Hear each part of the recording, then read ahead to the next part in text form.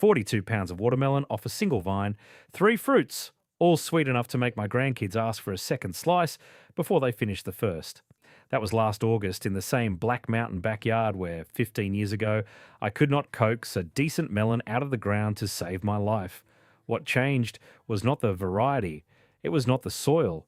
It was a 4-part routine I run from transplant through harvest: pruning, feeding, watering, and one final adjustment in the last 14 days. I tested every piece of it against an unpruned, untimed control row for 3 seasons before I trusted it. I am going to walk you through the whole thing. And stay with me to the end, because the watering change I make exactly 12 days before I cut the first melon is the difference between mealy and crisp. Let me give you the number that matters. The largest of those 3 fruits came in at 14.5 pounds, and when I cut a wedge and put a drop of juice on my refractometer, that is the little handheld tool I use to measure sugar content, the bricks reading came in right at 12.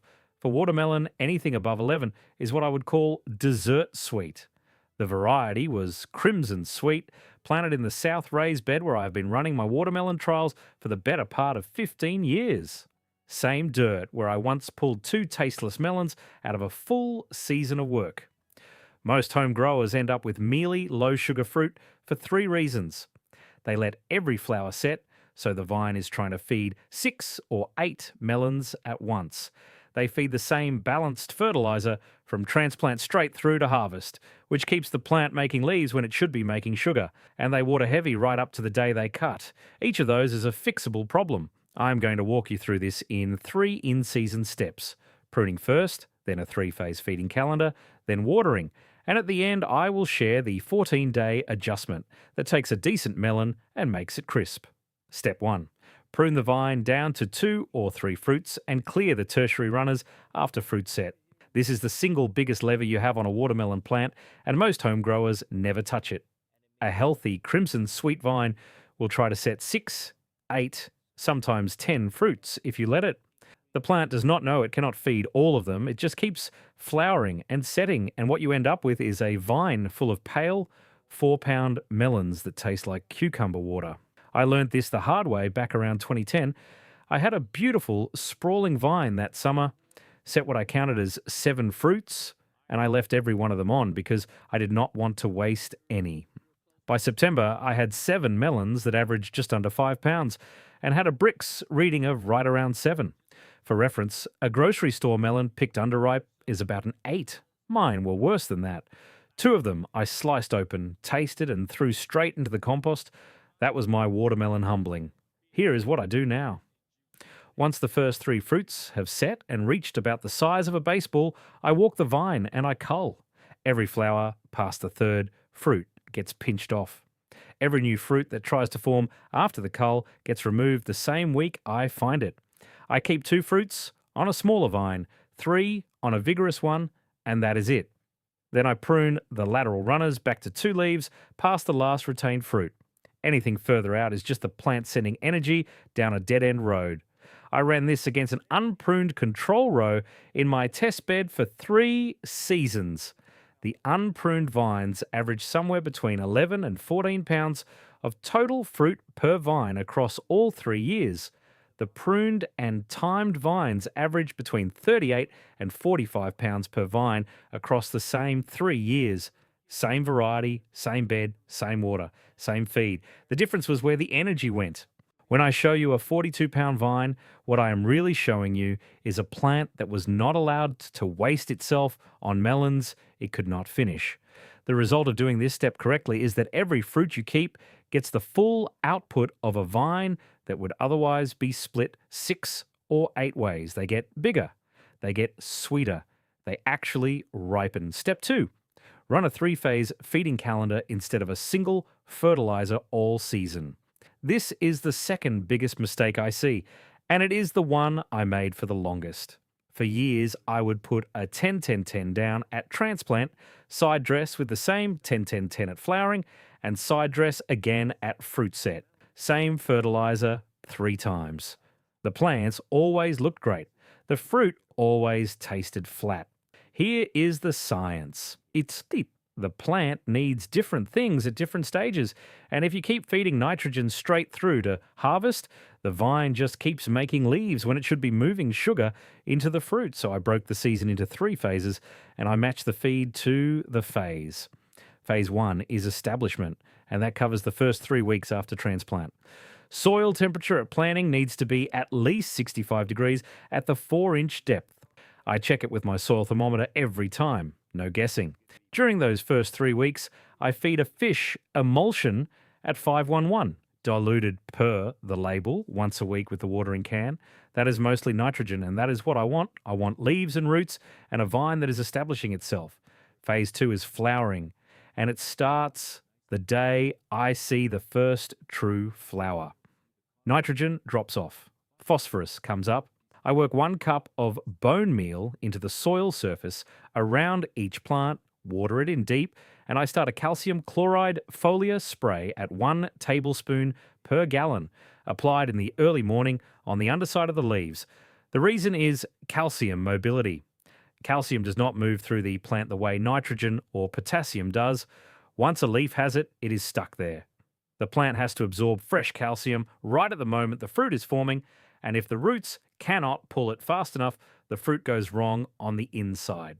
A foliar spray at first flower gets calcium into the leaves nearest the fruit, where it can actually be used. Phase 3 is fruiting, and it starts the week the first fruit reaches softball size. Nitrogen drops to essentially nothing. No more fish emulsion. I switch to sulfate of potash and kelp meal, 1/2 cup of each per plant worked into the soil surface every 10 days. I keep the calcium foliar spray going every 2 weeks. Potassium is what moves sugar into the fruit. Kelp adds the trace minerals, boron, manganese, the things that show up in a Brix reading. If you only remember one thing from this step, remember that the fertilizer that grew the vine is not the fertilizer that fills the fruit. Switch the feed when the first fruit reaches softball size, and you will taste the difference at the cutting board. The failure mode here is staying on a balanced fertilizer all season. If you do that, your Brix readings will sit at 7 or 8, and your melons will be watery. I have tested it. The control row in my test bed, fed 10-10-10 through the whole season, came in 3 full Brix points below the 3-phase row every single year. The result of doing this step correctly is a plant that partitions its energy into sugar at the right time. The fruit fills properly, the sweetness shows up, and you have set the table for the watering work that comes next. Step 3, water deep, water on a schedule, and never water overhead. I run my watermelon bed on drip irrigation, and I deliver 1.5 to 2 inches of water per week, split into 2 deep applications. Tuesday morning and Friday morning on a timer before the sun is up over the ridge. 2 applications, not 5. Deep, not light. The reason is root development. A plant that gets a daily shallow watering grows shallow roots because the roots only go where the water is. A plant that gets a deep soak twice a week sends roots down 12, 18, 24 inches, looking for moisture between waterings.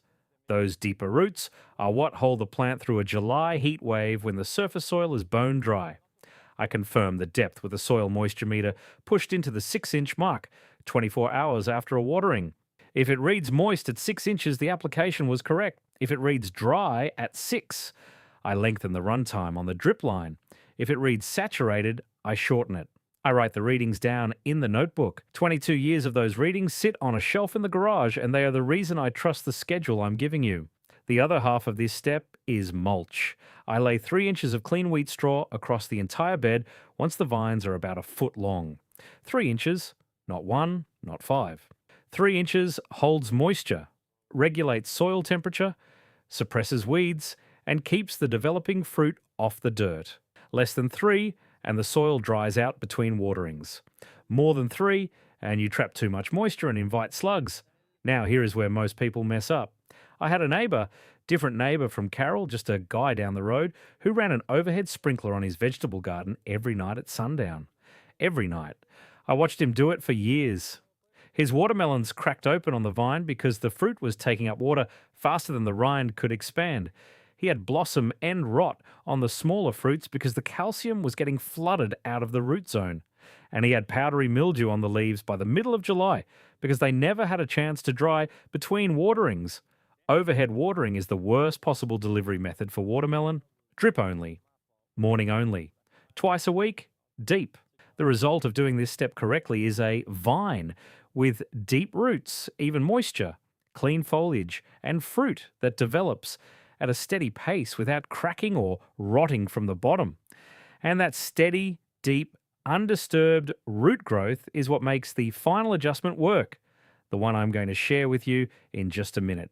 The one I make exactly 12 days before I cut the first melon. But before I get there, let me pause for a second.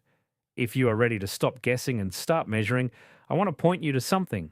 The watering numbers I just walked you through, the inches per week, the depth at 6 inches, the morning timing.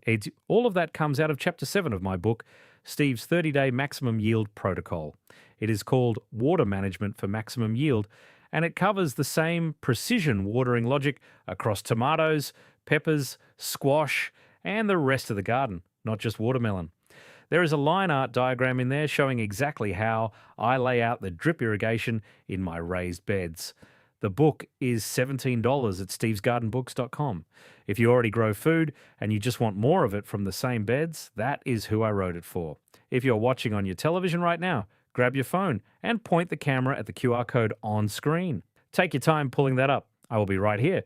If you're on a phone or laptop, the link is right in the description. All right, let us keep going. Now, before I give you the final adjustment, I want to back up and name the 3 mistakes I see home growers make over and over with watermelon. These are the ones that wreck the harvest before you ever get to the dry down. Mistake number 1, letting every fruit on the vine set. The plant pushes out 6, 7, 8 little melons, and the gardener gets excited and leaves them all on. What I found when I weighed them at the end of the season was that the vine that carried 6 fruits produced melons averaging 4 to 6 pounds each, pale, low sugar, and mostly water. The vine next to it, culled to 2 fruits, produced melons at 12 to 15 pounds each, deep red inside with bricks in the low 11s. Same vine, same soil, same water. The fix is culling to 2 or 3 fruits per vine within a week of fruit set. Pinch the rest off while they are still the size of a golf ball. Mistake number 2, feeding the same balanced fertilizer all season.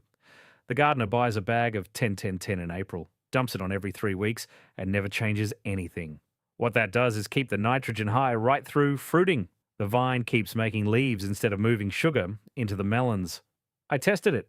Brix readings on the balanced fertilizer vine stayed at 7 and 8 all the way to harvest. Bland, watery fruit. The corrective is the 3-phase switch I just walked you through. Once the first fruit reaches softball size, the nitrogen drops to near 0 and the potassium comes up. Mistake number 3, watering right up to harvest day. This is the one almost everybody gets wrong, including me for the first 6 or 7 seasons I tried watermelon. Heavy watering in the final 2 weeks causes the interior cell walls to overexpand. The texture goes mealy, and the bricks drops 3 to 4 points. You also get cracked fruit. The corrective is what I'm about to tell you next. I told you at the start I would share the watering change I make exactly 12 days before I cut the first melon. This is it. I call it the dry down. 12 days out from projected harvest, I cut irrigation by roughly 75%.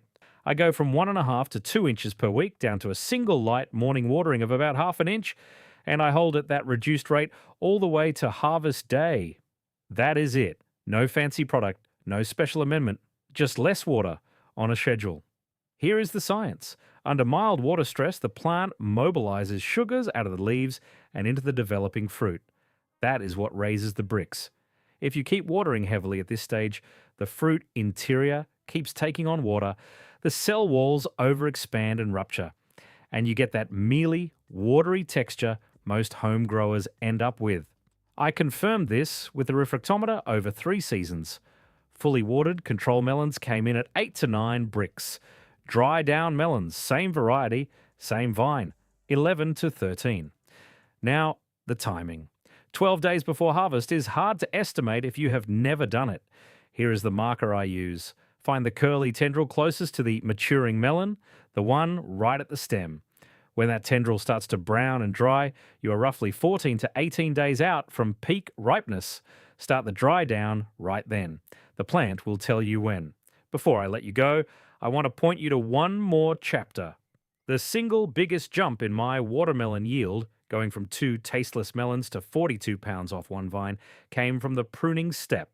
That is step 1 of the protocol. And chapter 4 of the book takes that same energy budget logic and extends it across tomatoes, peppers, squash, and cucumbers.